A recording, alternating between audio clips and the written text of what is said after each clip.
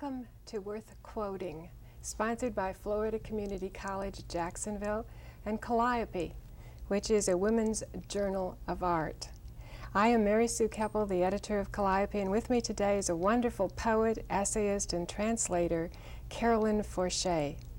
Welcome, Carolyn. We're pleased that you're here. Thank you. Carolyn is going to start for us today, I hope, by telling us a little bit of her background. And I know you started writing poems at age 9, so can you tell us about yourself?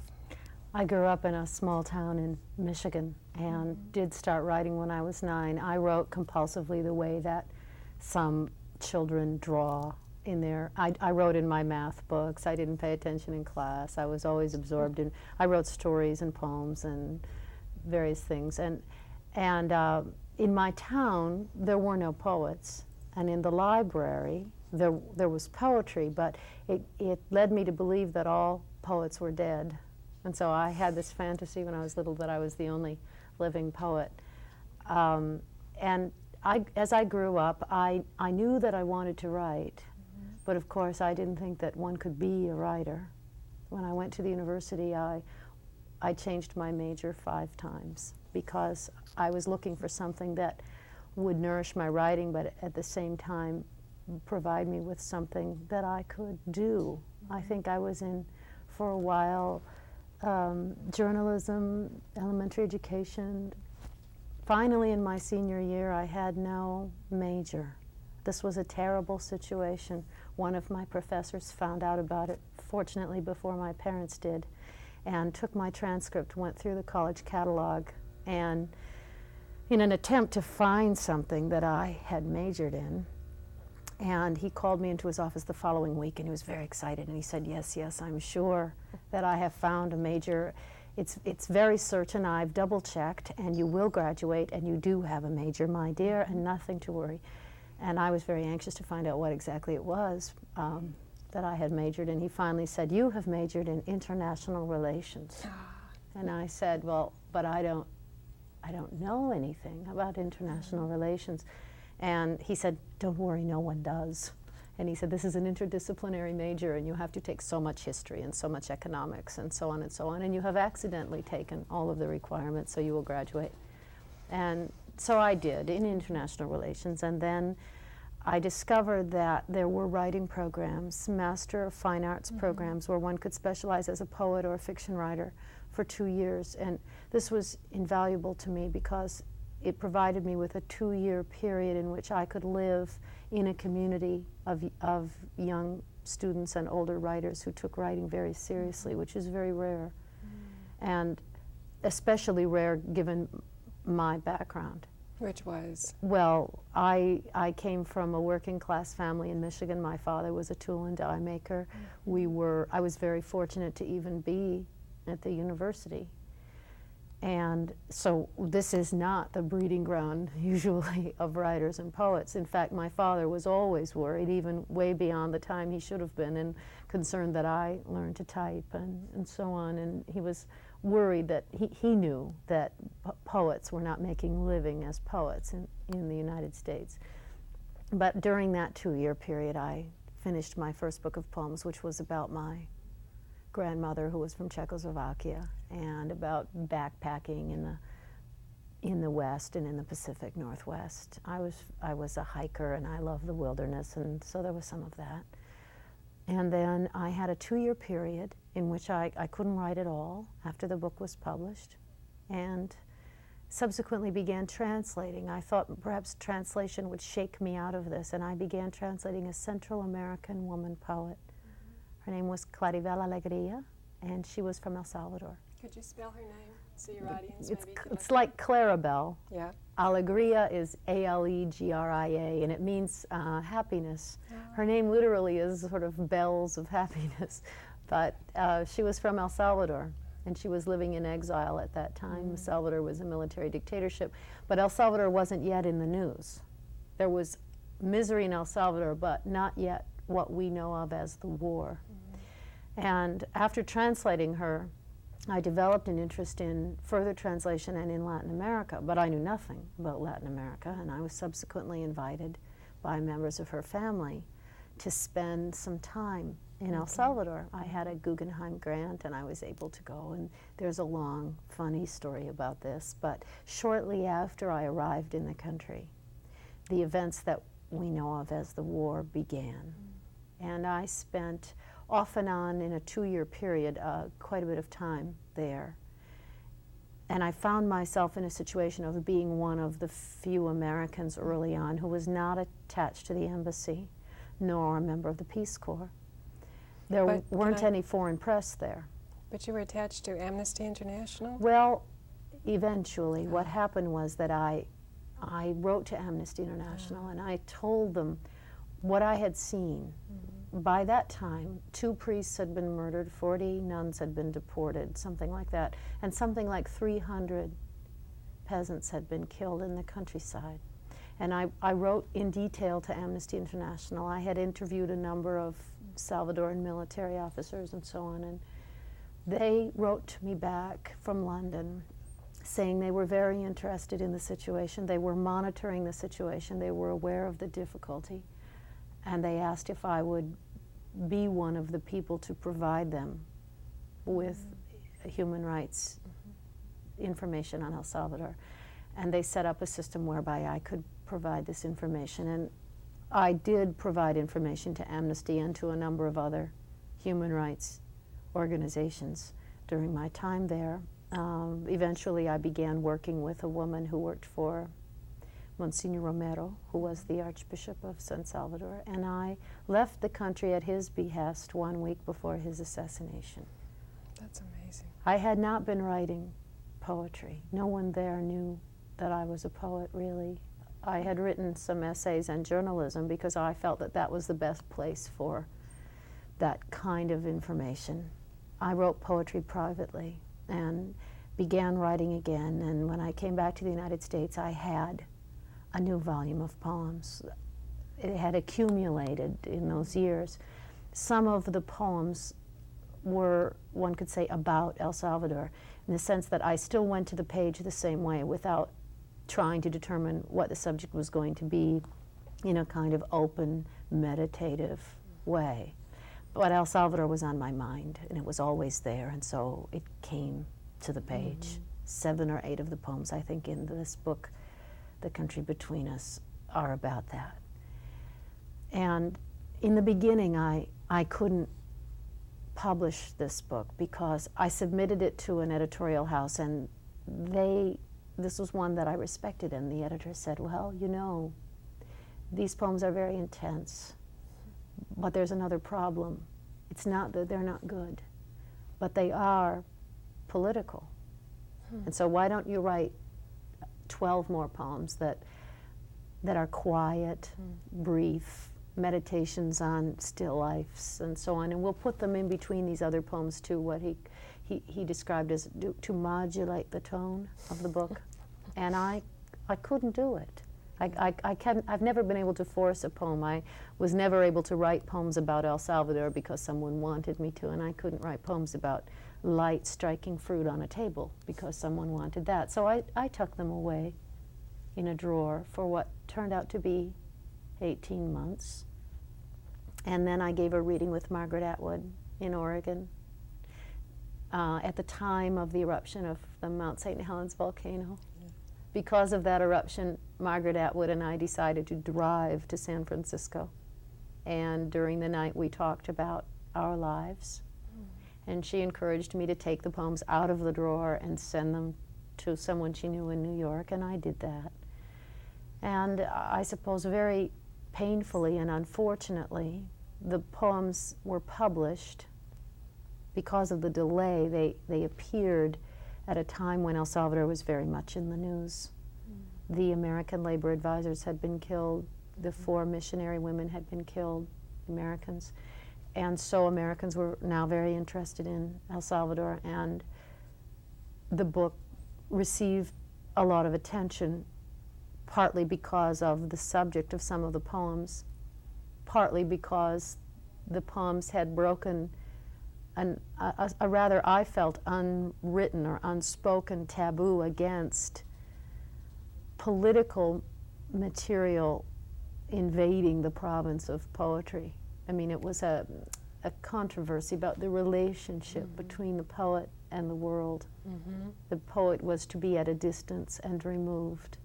Engagé poetry, as it's called, or political poetry, was felt to be inferior because it was polemical and seemed to be constrained by its conscious intention to persuade or to evoke a certain reality, to represent a certain reality. And so the book was controversial, and controversial also because of the controversy that Americans felt in their view of the situation there. I felt myself to be very independent. I wanted to be very independent. I didn't want to speak for or against any group. And I began giving readings around the country of these poems and talking about the situation as I had perceived it. Do you think that part of the reason why you gave so many readings, I think you said 260 one year, do you think the reason why you were giving so many readings is because you were so involved in the political subject matter? Or do you think it was because you believed in the poems? I mean, what was happening inside of you that you were doing this? Before I left, Monsignor Romero and other people, many other people, asked me to please talk when you go home. Please tell the American people what's happening here. Their faith was that if the American people understood the situation, they would understand that support for the military in Salvador was very destructive for them. And they felt that it was only a matter of people understanding. And so when I received these invitations, I perceived, well, perhaps because I was raised Catholic and one always feels that one's prayers are answered in one way or another, but I perceived that this was my invitation. This, in other words, I found myself on a podium before an audience, and I thought, well, this must be the time. I was very nervous in the beginning, and I used to ask Monsignor Romero in heaven to help me to know what to say, to be able to speak well and honestly and without over-dramatizing and so on. And so I did it. I didn't realize the cost of that much travel and that much public exposure. A poet really needs, for the work, what you really need is solitude, tranquility, a measure of isolation. A writer's life is very isolating. Could you, I know that we're conscious of time here, could you show us two poems that you might read to us that give us both aspects of this life, the life of the young woman growing up, the poet reflecting upon how she is growing up, and then a political poem that really shows us how you distance yourself from your subject matter, and yet it is so political, so powerful that I suspect that your readers will walk away with some of your images today and keep them their whole life. I'll read a poem that derives from my experience of adolescence in Michigan. I grew up in the 50s and 60s. We were at that time what was called greasers, which meant that the girls, well, we wore all black clothes, and the girls ratted or combed or teased our hair until it was very high, and then we smoothed it into a kind of motorcycle helmet shape. That's a wonderful image. We sprayed it with Aquanet hairspray so that it wouldn't move in the wind, and we wore black eye makeup and white lipstick, and we thought we looked beautiful. And our mothers thought we looked embalmed. And my best friend was a woman named Victoria Champagne. And Vicki Champagne was more what we called then developed than I was. And so she had more boyfriends than I did. And she preferred to have boyfriends who were in the service. This was a period during the Vietnam War. Most of our brothers and friends and cousins went to Vietnam. And she liked to have boyfriends in the service because she thought they looked handsome in their uniforms, but also because they were never around. And so she never had to, what we called then, do anything with them. which meant she could probably graduate from high school. And I was her sidekick. And this is a poem. They were French Canadians. And so there's a little Quebecois in the poem. Vietnam is alluded to in the poem as well. And it's a poem that arose out of my search for her. A depression came to Detroit. She married one of those boys and changed her name. I didn't know which one she'd married. My parents left. Her parents left. I couldn't find her for 20 years. As children together, under the sloped snow pinned all winter with Christmas lights, we waited for your father to whittle his soap cakes away, finish the whiskey, your mother to carry her coffee from room to room, closing lights cubed in the snow at our feet. Holding each other's coat sleeves, we slid down the roads in our tight black dresses, past crystal swamps and the death face of each dark house, over the golden ice of tobacco spit, the blue quiet of ponds, with town glowing behind the blind white hills, and a scant snow ticking in the stars. You hummed Blanche comme la neige and spoke of Montreal, where a Quebecoise could sing, take any man's face to her unfastened blouse and wake to wine on the bedside table. I always believed this, Victoria, that there might be a way to get out. You were ashamed of that house, its round tins of surplus flour, chipped beef and white beans, relief checks and winter trips that always ended in deer tied stiff to the car rack, the accordion breath of your uncles down from the north, and what you called the stupidity of the Michigan French. Your mirror grew ringed with photos of servicemen who had taken your breasts in their hands, the buttons of your blouses in their teeth, who had given you the silk tassels of their graduation, jackets embroidered with dragons from the Far East.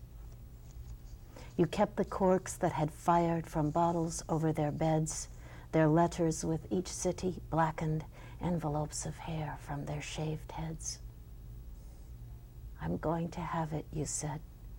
Flowers wrapped in paper from carts in Montreal, a plane lifting out of Detroit, a satin bed, a table cluttered with bottles of scent, so standing in a platter of ice outside a Catholic dance hall, you took their collars in your fine, chilled hands and lied your age to adulthood. I did not then have breasts of my own, nor any letters from boot camp. And when one of the men who had gathered around you took my mouth to his own, there was nothing other than the dance hall music, rising to the arms of iced trees. I don't know where you are now, Victoria. They say you have children, a trailer in the snow near our town, and the husband you found as a girl, returned from the Far East, broken, cursing holy blood at the table, where nightly a pile of white shavings is paid from the edge of his knife. If you read this poem, write to me. I have been to Paris since we parted. That is such a lovely tribute to that woman. We played it for my students, and they said, do you think Victoria really wants to get in touch? And you have a wonderful story that you did actually get in touch. Could you just, in one sentence, tell us how? We found each other at our high school reunion. After 20 years of looking for each other, we found ourselves at the reunion with the balloons and the crepe paper and the old greaser music, and we line danced all night. It was fun. Yeah. But I love the way in which you treat it so delicately and so powerfully, like the golden ice of the tobacco spit, is that how it goes? Yes, yes. I mean, just the juxtapositions are wonderful. But please, read the kernel for us. This poem is a documentary poem. It came out of an evening in El Salvador in 1978. The kernel. What you have heard is true. I was in his house. His wife carried a tray of coffee and sugar. His daughter filed her nails. His son went out for the night. There were daily papers, pet dogs, a pistol on the cushion beside him. The moon swung bare on its black cord over the house. On the television was a cop show. It was in English. Broken bottles were embedded in the walls around the house to scoop the kneecaps from a man's legs or cut his hands to lace.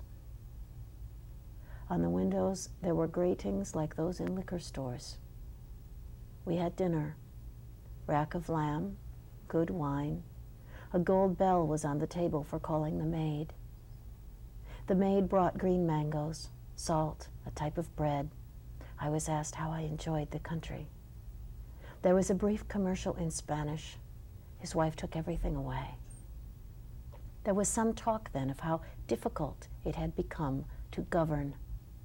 The parrot said hello on the terrace. The colonel told it to shut up and pushed himself from the table. My friend said to me with his eyes, "Say nothing." The colonel returned with a sack, used to bring groceries home. He spilled many human ears on the table. They were like dried peach halves. There is no other way to say this. He took one of them in his hands, shook it in our faces, dropped it into a water glass. It came alive there. "I am tired of fooling around," he said. "As for the rights of anyone, tell your people they can go fuck themselves." He swept the ears to the floor with his arm and held the last of his wine in the air. "Something for your poetry, no?" he said. Some of the ears on the floor caught this scrap of his voice. Some of the ears on the floor were pressed to the ground. You know, Carolyn, there's an intensity in you that I did not expect. I expected a raging woman when I had read some of these poems. And the intensity that I see, and I mean this very sincerely, is of a very holy person. And I guess what I'm asking you is, where do you get the power to handle those experiences? I mean, where does it come from? Is it your values? Is it, I mean, what enables you to deal with that? I was raised very religiously, it's true. I went to 12 years of Catholic school, but you know what happens when you're in a situation like that. You're enabled moment by moment, little by little. Mm-hmm. It's as if your house was burning and there were children inside. Mm-hmm. You would go and get them and you would do whatever you had to do, and then later everyone would ask, well, how were you able to do that? And any normal person can. But they don't, and you did. People around me were taking risks every day. Mm-hmm. Many of the people that were with me, I knew that they would risk their lives to protect mine. And that, what you feel in that kind of group, I mean, I suppose soldiers who are together in a platoon experience that with each other. There are many people who might have that experience, but you feel strengthened by it. And I also feel Monsignor Romero is with me. Mm-hmm. And I argue with him all the time still. And probably that's something in my imagination, or it's a fantasy or something like that. But essentially, I feel that we're not responsible for everything that happens to us, but we are responsible for our response to it. Mm-hmm. And so I just try to respond morally if I can. I make a lot of mistakes with this. But you know, one of the things that poets ask me when they read your poetry and we talk about it is, you went through these experiences. You obviously have a depth that enables you to deal with them. What does the typical poet write about? I mean, where do we find in suburbia our inspiration? And how do we make that worthwhile for an audience to pay attention to? Emily Dickinson never left her bedroom. And I think, you know, it's a kind of intensity of an attention to the world that's very, what you want to achieve is a deep attention to the world, whatever world that is. Mm-hmm. And in any given moment, what is between the world and the voice on the page and the writer can illuminate a much larger thing. Which is what you're doing. Which is what you're doing in your next book, right? The Angel of History. It's a meditation, yes, but it's a meditation on the 20th century. And there are voices. I now realize, of course, that all of these voices are within me. They're not really spirits in my room dictating things while I'm writing. It only feels that way sometimes. But it's simply a quiet meditation. I don't go anywhere for it. And I also think for Americans, there's something I should say. There's great suffering in this country. Yeah. You don't have to go very far from home. If you want to feel engaged with the world in terms of social transformation, everything is right here before us. And we're going to be going through terrible years, I think, with our economy and everything. And I don't think that it's necessary to go to another country or to work on behalf of another struggle. There's something that we will have to do here that's very important. I wish, Carolyn, that we had time to discuss your work, which you are studying and writing and meditating on right now, The Angel of History. You expect it to come out within a year or so, as I expect? I hope so. I'm finishing an anthology right now for Norton, which is an anthology of poetry of witness from all over the world in the 20th century. And during this year, I hope to finish The Angel of History, so that would mean, at the earliest, it would be out in 1991. In 1991. And the book that you read for us from, is if The you would Country hold it Between up Us, for the camera. And it was published in 1982, actually, from Harper & Row. And won the Lamont selection of the American Academy of Poets Award. Yes. And the earliest book that you wrote was The Gathering of the Tribes, and that was published by Yale University Press in 1976. Yes. And Carolyn, we are so pleased to have had you here. I'm sure that we could have gone on talking for another half hour and talked about the whole craft of writing for those people who are watching us and interested in that. We'll have to do that another time. I thank you for being with us. This was Worth Quoting, sponsored by Florida Community College at Jacksonville, the Open Campus, as well as Calliope, a journal of women's art. Thank you for joining us.